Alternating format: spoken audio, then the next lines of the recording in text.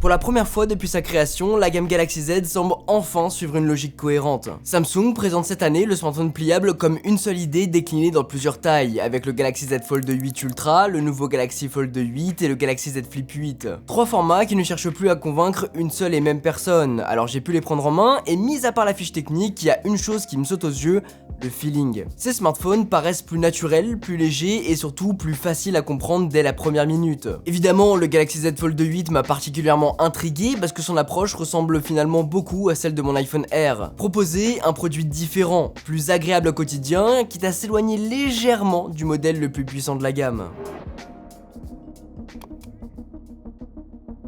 Pendant longtemps, choisir un smartphone pliable chez Samsung, c'était assez simple. Il y avait le Galaxy Z Flip compact et personnalisable, puis le Galaxy Z Fold beaucoup plus grand avec une approche tournée vers la productivité. Cette année, Samsung ajoute un troisième format et transforme complètement la logique de sa gamme. Le Galaxy Z Fold 8 Ultra devient le modèle le plus ambitieux. C'est le smartphone qui doit tout faire, avec un grand écran intérieur de 8 pouces, une fiche technique très complète et une vraie volonté de remplacer plusieurs appareils. Le Galaxy Z Fold 8 adopte une approche plus légère. Son format a été revu pour la lecture, les réseaux sociaux, les vidéos et tous les contenus qu'on consomme tous les jours. Et il y a le Galaxy Z Flip 8 qui reste le modèle le plus compact et le plus expressif. Il s'adresse davantage aux personnes qui voient aussi le smartphone comme un objet personnel plus polyvalent, appelé le plus stylé. Samsung ne présente plus le smartphone pliable comme une seule idée déclinée en plusieurs tailles. Chaque appareil repose désormais sur un usage dominant et une personnalité bien identifiable. Cette maturité se ressent aussi dans le discours. La technologie de l'écran pliable n'occupe plus toute la place. Samsung commence à parler de ces modèles comme de vrais smartphones du quotidien avec leur propre qualité et leurs propres compromis. C'est probablement le meilleur signe pour cette catégorie. Le pliable devient progressivement un format plutôt qu'une démonstration technologique.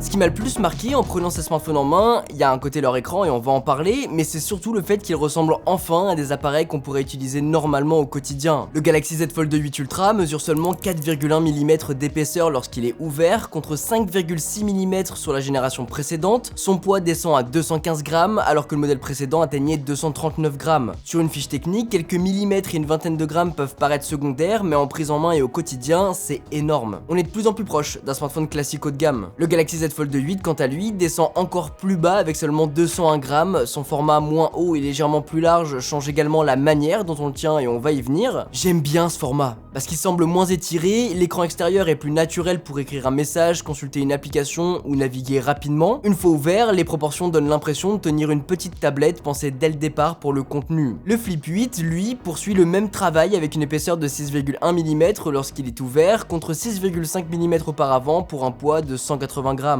On le sait, les smartphones pliables ont toujours demandé un temps d'adaptation parce qu'ils étaient soit trop lourds, trop épais et moins confortables qu'un smartphone traditionnel. Samsung place désormais la prise en main au cœur de l'expérience. Le cadre en aluminium, les nouvelles charnières et la répartition du poids donnent également une impression plus élégante. Ces smartphones ne donnent plus l'impression d'être des écrans fragiles que l'on manipule avec précaution, ils ressemblent enfin à des produits qu'on peut utiliser sans avoir à y penser toute la journée. La pliure reste visible lorsque l'écran est éteint, notamment sous certains angles, mais elle se fait beaucoup plus discrète pendant l'utilisation. Samsung l'a pas encore totalement effacée, mais elle influence moins l'expérience visuelle et surtout, elle donne un argument de moins à tous les détracteurs qui n'ont jamais utilisé de smartphone pliable.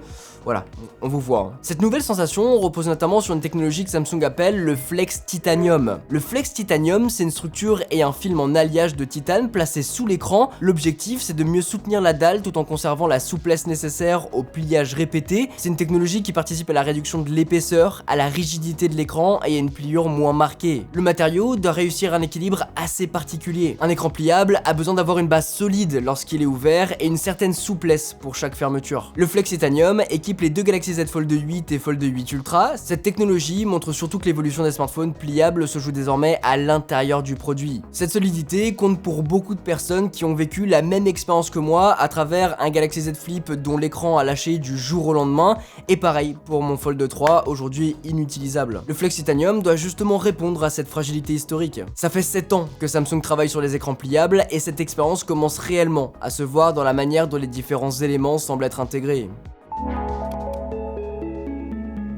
Dans la gamme, le Galaxy Z Fold 8 Ultra reste leur champion du multitâche. Il reste impressionnant avec son écran intérieur de 8 pouces qui correspond à deux écrans de 6,5 pouces placés côte à côte. On peut afficher plusieurs applications pour faire facilement du multitâche, mais il confirme une nouvelle fois que ce format n'est pas vraiment fait pour moi. Même s'il est plus fin, je le trouve encore trop imposant dans un workflow et pas suffisamment pertinent pour l'usage que j'en fais. L'Ultra embarque naturellement le meilleur de la gamme avec un écran 3000 nits, un capteur principal de 200 mégapixels, une batterie de 5000 mAh et le Ciné-Lut pour appliquer rapidement un rendu à ses vidéos. C'est le plus complet, mais celui aussi dont le format est le plus contraignant je trouve. De son côté, le Galaxy Z Flip 8 est dans la lignée des précédents. J'aime beaucoup ce format, le fait qu'il puisse devenir tout petit, son écran extérieur est réellement exploitable sans ouvrir le téléphone, One UI 9 améliore cette interface avec des éléments mieux adaptés au petit écran, avec cette belle découpe d'ailleurs autour des objectifs qui rendent super bien. Son format reste très ludique, notamment grâce à la FlexCam et à cette manière de le tenir comme un petit caméscope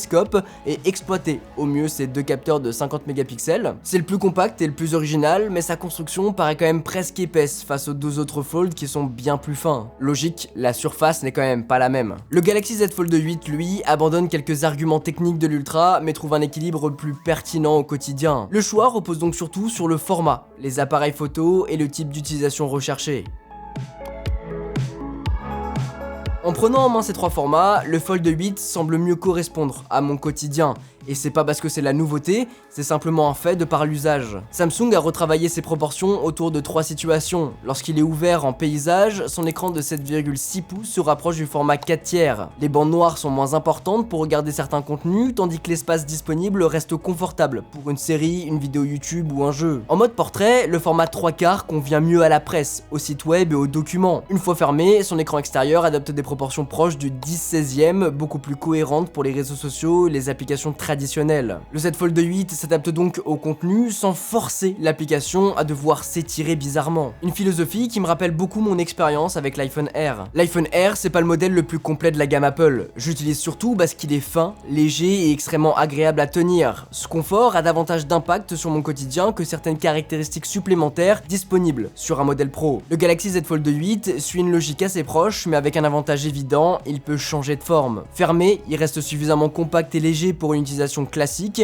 Ouvert, il devient un appareil beaucoup plus adapté à la consommation de contenu. Pour regarder une série dans le train, montrer des photos, lire un article ou gérer rapidement plusieurs applications, ce format pourrait répondre à des situations où mon iPhone Air atteint forcément ses limites. Et le poids joue énormément dans cette comparaison. À 201 grammes, le Fold 8 reste assez léger pour ne pas devenir une contrainte immédiate. On conserve un grand écran pliable sans retrouver la sensation massive de la version Ultra. Samsung réserve donc le capteur principal de 200 mégapixels sur sa version la plus premium, sur la version Ultra. Le Fold 8 utilise deux capteurs de 50 mégapixels, un capteur principal et un ultra grand angle. Le fameux capteur qui manque sur l'iPhone Air. Et ça, c'est une bonne nouvelle. Cette différence permet surtout de conserver une hiérarchie claire dans la gamme sans affaiblir le modèle classique sur les usages essentiels. Le Galaxy Z Fold 8 devient donc une sorte de cinéma de poche, mais aussi un outil pratique pour préparer rapidement des contenus.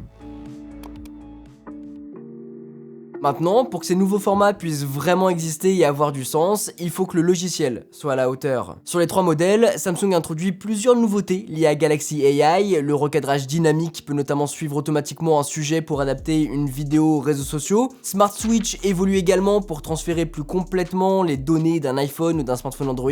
Mais l'évolution la plus importante sera probablement One UI 9. L'interface a été retravaillée pour mieux exploiter les grands écrans des Fold et l'écran externe du Flip. C'est ce qui m'a toujours dérangé dans l'expérience des Fold. Le produit en lui-même a toujours été convaincant, mais l'expérience derrière n'a jamais été adaptée et les applications n'étaient jamais dans le bon format. One UI 9 pourrait donc être la pièce indispensable pour que ce nouveau design transforme réellement l'expérience plutôt que de rester sur une simple évolution matérielle. J'attends de les recevoir au studio pour avoir une meilleure idée de l'expérience, voir si One UI 9 fait vraiment une différence dans l'usage. Je vous partagerai tout ça. En tout cas, cette génération de Galaxy Z réinvente pas le smartphone pliable avec une fonction spectaculaire, elle rend surtout la gamme beaucoup plus cohérente. Et cette évolution s'inscrit dans une tendance beaucoup plus large. Google avec le Pixel Fold, Huawei avec le Pura X Max, et potentiellement Apple dès la rentrée qui semble se diriger vers un format proche de celui du Fold 8. Samsung abandonne pas donc ses formats iconiques, mais élargit sa gamme pour couvrir plus d'usages. Le plus marquant reste la prise en main. Ces smartphones sont plus fins, leur poids devient raisonnable et leur construction paraît beaucoup plus naturelle. naturel. Le Galaxy Z Fold 8 pourrait même devenir le premier pliable à me faire délaisser mon iPhone R. Son grand écran suffit pas à expliquer cet intérêt, c'est cette capacité à rester léger et agréable lorsqu'il est fermé qui change réellement l'expérience à mon sens. N'hésitez pas à vous abonner pour ne pas manquer les prochaines vidéos à leur sujet. Sur ce, c'était Quentin, à très vite.